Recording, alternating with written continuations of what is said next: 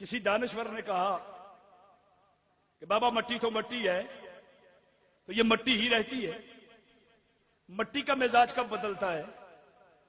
तो एक अहले इश्क भी बैठा था उस बस्ती में। उसने कहा बाबा जब उसका करम होता है ना, जब उसकी मेहरबानी होती है, फिर सब कुछ बदल जाता है। बाबा बताए तो सही, ये कैसे मिजाज बदलते हैं, ये कैसे कमाल बदलते हैं? बाबा ने बड़ा कमाल जुमला किया, हदिया कर रहा हूं आपकी खिदमत में। उसने कहा बाबा एक मिट्टी तुम ले आओ, एक मिट्टी हम ले आते हैं। मसला तो मिट्टी का है ना, मट्टी का मसला है। एक मट्टी तुम ले आओ, एक मट्टी हम ले आते हैं। होंगी दोनों मट्टियां, पर इनकी शक्ल तब्दील होगी, इनकी हकीकत को तब्दील कर दिया जाएगा। बाबा वो कैसे होगा? मैं तुम मट्टी लाओ, अपने तरीके से इस मट्टी का इस्तेमाल करो। जो मट्टी हमारे हाथ लगी है हम उसका इस्तेमाल अपने तरीके से करेंगे। फिर इस पर वक्त गुजरेगा, फिर दोनों मट्टियों को इकट्ठा करके पूछेंगे मट्टी की मट्टी मट्टी कौन रही, और मट्टी किसी कामल के हाथ में रख के कुछ शक्ल इख्तियार करके कुछ चीज बन गई है। आशिक भी मट्टी को ले आया, दूसरी मट्टी भी ला रखी। इसका मिजाज बड़ा कमाल होता है। ये समंदर साहिब कलंदर को नसीब होता है, ये आम बातें नहीं है। सामीन ग्रामी कदर क्यू टीवी के तबस्सुल से मुझे देखने वालों, ये एक सैयद जादे के जुमले हैं जो अर्ज कर रहा हूं। मेरे नाना की मदीना से खैरात है जो अर्ज कर रहा हूं। मट्टी दोनों लेके आ गए। बाबा इश्क ने क्या किया, उस मट्टी में पानी डाला, पानी डाल के दोनों हाथों से उसे गूंदा, गूंद कर उसको एक बर्तन की शक्ल दी। शक्ल देने के बाद उसको आग में से गुजारा।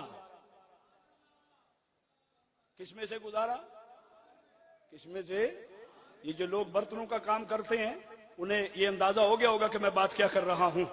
उसने उस मट्टी का बर्तन बना के बाबा इश्क ने उस मट्टी का बर्तन बनाया, फिर उसको आग में डाला। जब वो आग से गुजरी, थी तो मट्टी, पर शक्ल वो नहीं थी जो पहले मट्टी की शक्ल थी। जब वो बर्तन भर के निकला बाहर, बाबा ने उस बर्तन को लिया, लेके उस बर्तन को गिराया, गिरा के उसको तोड़ा, तोड़ के उसके कुछ हिस्सा लिया, लेके उसको जमीन में दफन कर दिया। कहा बाबा तुम भी अपनी मट्टी को दफन करो, हम भी अपनी मट्टी को दफन करेंगे। एक साल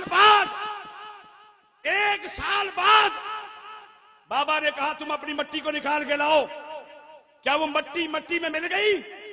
मैं अपनी मट्टी को मट्टी से निकाल के लाता हूं, देखना वो मट्टी में मिली है या नहीं मिली है। बाबा अपनी जब मट्टी को लाए तो वो ठीकरी, पंजाबी जुबान में कहते हैं ठीकरी। एक साल के बाद भी वो ठीकरी की ठीकरी वहां से निकली। दूसरा जब मट्टी में हाथ डाले तो मट्टी में हाथ डाले तो मट्टी।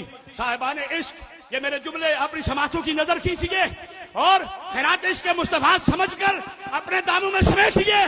समेटने के बाद अपने दिलों को मुस्तफा के इश्क का चिराग बनाइए और किसी कामल के हाथ में वो चिराग रखिए।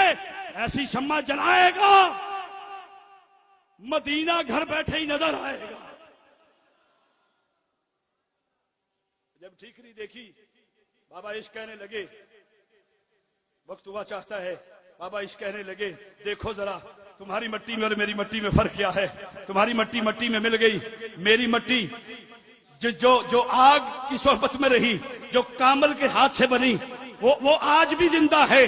मैं बताना ये चाहता हूं, सैयद मंजूर हुसैन शाह साहब रहमतुल्लाह अलैह आपके मैदान अक़दस में आने वालों, ये वो सैयद है जिसने दुनिया से जाने से पहले डिस्ट्रिक्ट गुजरात की मसाजिद में ऐलान करवाया। हजरात एक जरूरी ऐलान सुने, ऐलान तुम्हारा भी होगा हमारा भी होगा, लेकिन सैयद का ऐलान सुनो। कल फजर की नमाज हमारी मस्जिद में अदा करें तमाम मुरीद और मेरे से मुलाकात करें। कल मेरे विसाल का वक्त हुआ चाहता है। मुरीद और इश्क वाले लोग आए, नमाज शादी के पीछे अदा की, आपने कलमा हक कहा और अपनी जान का नजराना नाने की मोहब्बत पे वार के अल्लाह की बारगाह में पेश कर दिया। साहिबाने जी वकार, कुछ लोग पीछे बचे। उन्होंने कहा शाह जी हम तो पीछे रह गए, हमारी मुलाकात नहीं हुई। औलाद को वसीयत की 10-12 साल बाद मेरी दोबारा कब्र कुशाई करना, देख लेना उस मिट्टी में और इस मिट्टी में फर्क कितना है। जो किसी कामल के हाथ में आती है वो अपना वजूद, अपनी हकीकत बरकरार रखती है। इसलिए पता चला अगर इस मिट्टी को काम की मिट्टी बनाना चाहते हैं, अगर इस मिट्टी को हम काम की मिट्टी बनाना चाहते हैं, हम चाहते हैं कि ये कभी इसकी हकीकत किसी दूसरी हकीकत से न मिले, ये हकीकत में इसके मुस्तफा के रंग में ढली रहे, तो फिर सामीने ग्रामी ये कदर हमें अपना हाथ किसी वली कामल के हाथ में देना पड़ेगा। हमें किसी साहिब नजर के पास बैठना पड़ेगा, हमें किसी साहिब नजर के साथ मोहब्बत करनी पड़ेगी, उनके आस्थानों पे आना पड़ेगा। मेरी दुआ है कि अल्लाह करीम हम सब का मिल बैठना अपनी बारगाह में कबूल फरमाए। ये चंद इश्क की बातें थी जो मैंने आपकी खिदमत में अर्ज की हैं। अल्लाह करीम हमें इन्हें समझने की तौफीक अता फरमा दे। और आखिर में मैं दोबारा तमाम तर जितने भी अहबाब तशरीफ लाए, मैं सबका शुक्रिया अदा करता हूँ। और मेरे जितने भी अहबाब यहाँ पे मौजूद हैं, हाजी अब्दुल रऊफ साहब स्पेशली, उनको अल्लाह करीम मजीद बरकतें और रहमतें अता फरमाए। पूरी ARYQTV की टीम, दीगर बाकी अहबाब, आमर फयाजी भाई वो किसी मसरूफियत की वजह से तशरीफ नहीं ला पाए, मैं उनको भी खिराज तहसीन पेश करता हूँ, उनके लिए दुआ करता हूँ कि अल्लाह करीम उन्हें मजीद बरकतें और इज़्ज़तें अता फरमाए। इसी मेरे जुमलों के साथ मैं आपसे इजाजत का तलबगार हूँ। वक्त हुआ चाहता है, अभी साहिबान इश्क आपके दिलों के बर्तन सीधे हो चुके हैं, तो अब दुआ का वक्त है और दुआ के फौरन बाद दूसरी नशिस्त इंशाल्लाह हम करेंगे। मेरा ख्याल है कि जहां जहां बैठे हैं यहीं पे एक दफा दरूद पाक पढ़ें और हम दुआ की तरफ बढ़ जाएं। अस्सलातु वस्सलामु अलैका या, दुआ फरमाइए। तमाम पीराने अज़ाम से मेरी गुजारिश है कि मेरी इस दुआ के साथ आप भी शाना बशाना शामिल हैं, तो सारे दुआ फरमाएं। अल्लाह करीम हम सब की हाजिरी अपनी बारगाह में कबूल फरमाए। ऐ मेरे मौला, हम बहुत गुनाहगार हैं, हम बहुत स्याकार हैं, हमने बहुत गलतियां की हैं। हम तेरे महबूब की निस्बत से हम आज इस महफिल पाक में एक सैयदजादे के घर में बैठ के अल्लाह करीम आपकी बारगाह से हम अपनी गलतियों की माफ़ी तलब करते हैं। अल्लाह करीम हम सब के सगीरा कबीरा गुनाहों की माफ़ी अता फरमा दे। अल्लाह करीम हमारे दिलों को मोहब्बत का गहवारा बना दे। अल्लाह करीम हम सब पे अपना करम और अपना फजल फरमा दे। अल्लाह करीम जितने भी अहबाब आए, जितने भी पीराने अज़ाम तशरीफ लाए, इन सब के इल्म में, अमल में, उम्र में बरकतें और रहमतें अता फरमाए। बिलखसूस हमारे जितने अहबाब और बिलखसूस सफ्तर भाई और दीगर मुहिबान जितने तशरीफ लाए, अल्लाह करीम आपको मोहब्बत कामला नसीब फरमाए रखे, हम ईमान की दौलत से मजीद माला माल फरमाए। जितने अहबाब इस वक्त पूरी दुनिया पे की हुआ ARYQTV के जरिए से हमारी इस दुआ में शामिल हैं, अल्लाह करीम आप सब की जायज़ दुआएं अपनी बारगाह में कबूल फरमाए। ऐ मेरे अल्लाह, मेरे मुल्क पाकिस्तान की खैर फरमा। अल्लाह करीम जहाँ जहाँ मुसलमान आबाद हैं सब पे अपना करम और अपना फजल फरमा दे। अल्लाह करीम हम सब पे अपनी मेहरबानियाँ को नज़ूल अता फरमा। अल्लाह करीम जितने भी अकीदतमंदान और जितने मोहब्बत करने वाले, जितने प्यार करने वाले जहां जहां से चल के आए हैं, इस महफिल की जीनत बने। अल्लाह करीम सबकी हाजिरी अपनी बारगाह में कबूल फरमाए। ये जितने अहबाब कैमरा मैन हज़रात और पीछे हमारे जो भाई ये सारे प्रोग्राम को जो कंट्रोल करने वाले हैं, मैं उनके लिए भी दुआ गो हूँ कि अल्लाह करीम आपकी आने वाली नस्लों में कमली वाले आका पाक की मजीद बरकतें और रहमतों से आपको नवाजे। हम सब की हाजिरी अल्लाह अपनी बारगाह में कबूल फरमाए। जिनके वालिदैन बीमार हैं अल्लाह करीम उन्हें सेहत कामला व अजला अता फरमाए। जिनकी औलाद नहीं है, मेरी दुआ है अल्लाह करीम सबको नेक और साले औलाद अता फरमा दे।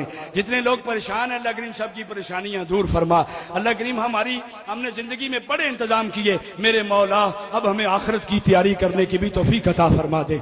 अल्लाह करीम हमारे जितने भी अकाबरीन ने वक्त गुजारे दीन की खिदमत की, और जितने भी हमारे प्यार करने वाले पूरी दुनिया में इस वक्त भी दीन की खिदमत कर रहे हैं, अल्लाह करीम उनको अजर अजीम अता फरमा, उन पे मजीद बरकतें और रहमतें अता फरमा।